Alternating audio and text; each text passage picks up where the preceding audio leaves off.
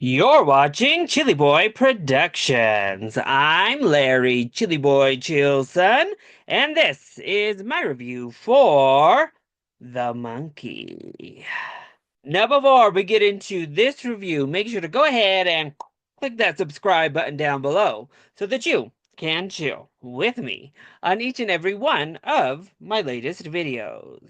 The Monkey is a 2025 horror film from director Oz Perkins based on the short story from Stephen King. When twins find a mysterious wind-up monkey of outrageous deaths tears their family apart. 25 years later, the monkey begins a new killing spree, forcing the estranged twins to confront the monkey once more.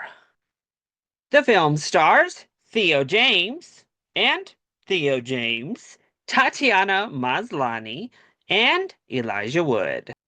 So yeah, I had to pick up a, monkey of my very own from AMC Theaters, the new popcorn bucket. Thankfully, they released for the fan early access event. And that's where I saw the monkey tonight. And let me just go ahead and put him on back here.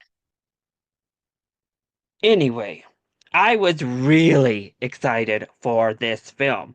I enjoyed Longlegs. I didn't quite adore it to the extent that I know many others did, but I actually appreciated it a lot more than many others did. It was a very divisive film of 2024. So when I heard Oz Perkins was returning with a new horror film based on a Stephen King short film that starred Theo James, yeah, I was hyped. Then I saw that trailer, and it became one of my most anticipated films of 2025. And ultimately, once again, I really enjoyed an Oz Perkins horror film. I have to say, I think I enjoyed this one a little bit more than Longlegs, though it still wasn't quite able to fall under the absolutely love category like I was hoping.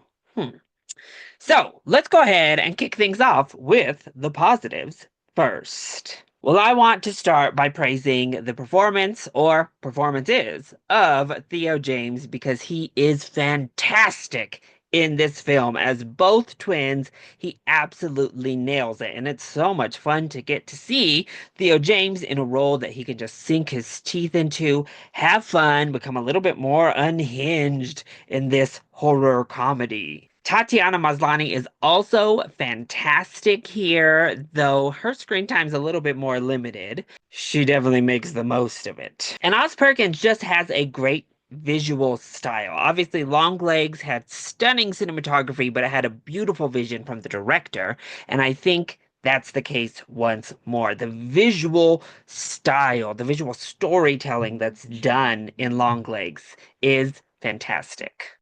Also, was not expecting this film to be as funny as it was. I genuinely laughed in the movie theater several times. The sight gags are outrageous, but the just straight up writing of the comedy is really well handled as well. I love the music. I love this ominous tone, and I really loved this icon right here, the monkey himself. But I also really enjoyed the aspects of the story as it pertains to family trauma, generational trauma, the big hot button topic of Hollywood these days. But I think this film does it in a very, very interesting way, using the monkey and literal horrors being passed down within this family. I thought was a great way to handle that. Now, we have seen stuff like that before in other horror movies, but I think it gave the film a much needed gravitas under the madness on the surface. So then, what didn't work so well when it came to the monkey? What stopped me from absolutely loving it? Well, I think it is that tone overall. Now, while I really enjoyed the comedy by and large, I think we leaned a bit too heavily into the camp. So we didn't have enough scares, like genuine scares that stuck. Instead, we would have suspenseful moments, some moments that were pretty scary, but nothing that really stuck because it either all was undermined by a more campy tone or other decisions like people's wardrobes, this ridiculous wig in the film. Some of these background actors and their acting was intentionally, I think, over the top or campy, but sometimes I could have used with dialing all of that back just a tad and infusing the horror a little bit more to the forefront. Because honestly, after watching The Monkey, I would probably classify this more as like a campy, bloody comedy than a horror itself. Even as a horror comedy, it's definitely a comedy horror. Also, I think some of the CGI effects aren't the greatest. We have several moments in here where it's very clear, like CGI in your face, and it doesn't look great. So I wish we could have found ways to do some more practical stuff because that looked good. But when we delve into CGI, blood and heads and all that gore, eh, it's a little bit jarring in a negative sense. So overall, I really enjoyed The Monkey. Now, I wish it was a little bit more horror centric by and large, but I had a great time with it. I thought it was very entertaining, very funny. I love a good camp fest, and that is what is served on a drumstick.